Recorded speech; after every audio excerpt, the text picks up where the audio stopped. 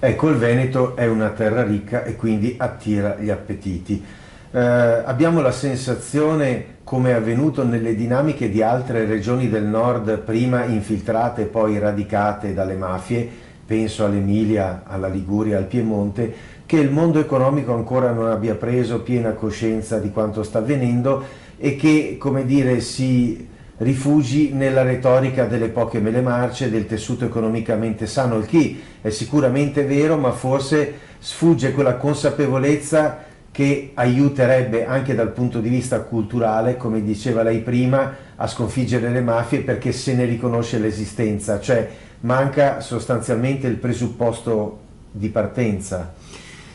Guardi, due cose secondo me devono essere dette. La prima è che c'è complessivamente un calo di tensione nei confronti dell'attività delle mafie in genere, della criminalità organizzata mafiosa, ma per mafiosa intendiamo anche 'ndrangheta, eccetera, tutte quante.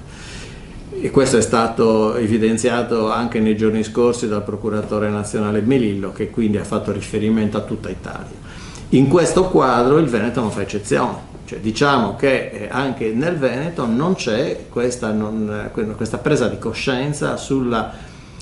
pericolosità soprattutto non più dell'infiltrazione, ma della presenza mafiosa, perché ormai le indagini che abbiamo fatto negli ultimi 3 anni, abbiamo fatto oltre 200 misure cautelari, che sono molte ancora in corso, e ci siamo occupati di diversi settori merceologici, quindi è una presenza, ormai una presenza datata, che infiltra tutte, insomma, per quello che noi possiamo dire, moltissime aziende, moltissime attività economiche senza più distinzioni particolari. Su questo c'è una scarsa attenzione,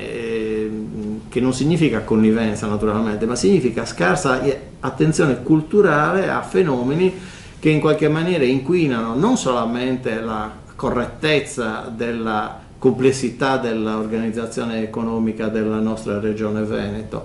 ma che inquinano poi i passaggi successivi, e cioè la vita quotidiana. Quindi non è solamente un problema economico che con l'uso del denaro facile, del denaro che non costa, prova disequilibri nell'attività economica, ma la conseguenza, forse direi addirittura maggiore, perché fin qua è un problema di impresa, ma il passaggio successivo è che invece c'è proprio un passaggio ai dati culturali del paese, quindi ad un non voler vedere o a non prestare attenzione a fenomeni che poi diventano inquinanti. Come dire, noi abbiamo già purtroppo esempi in altre regioni d'Italia dove questo è già accaduto storicamente. È un peccato che la possibilità di avere, insomma, una maggiore attenzione non riesca a bloccarli. Dopodiché la lotta, diciamo, il contrasto alla criminalità organizzata mafiosa è una cosa molto complessa,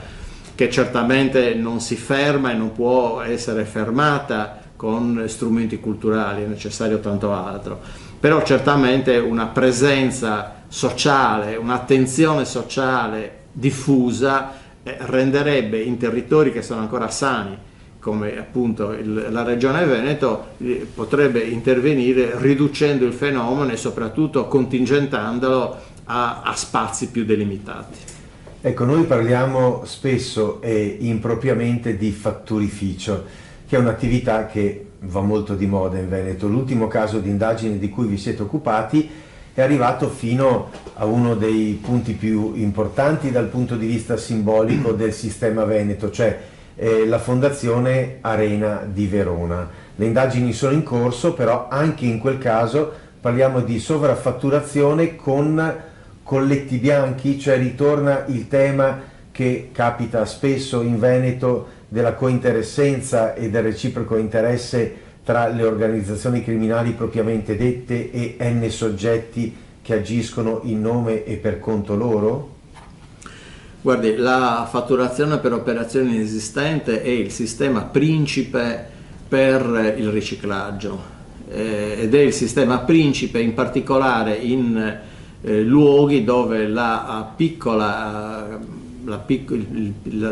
attività economica rende ancora più facile da un lato la fatturazione delle operazioni inesistenti e dall'altro rende difficile, proprio per la dispersione sul territorio, i controlli. Non voglio parlare delle indagini in corso, perché appunto sono in corso e quindi le attività non possono essere ancora definite. Certamente però abbiamo dei campanelli di allarme che incominciano a toccare anche aziende pubbliche e quindi questo è un grosso problema, ma mi riferisco a quello che ho detto prima. È chiaro che l'attività di fatturazione per operazioni inesistenti, l'attività di penetrazione, di radicamento della criminalità organizzata va avanti, se non viene fermata dalla piccola attività fatta magari 20-30 anni fa sull'edilizia. E pian piano si è passati al turismo, si è passati alla ristorazione, si è passati ad attività economicamente più complesse e il grande rischio è che poi si possa anche passare ad attività che in qualche maniera coinvolgono anche il pubblico.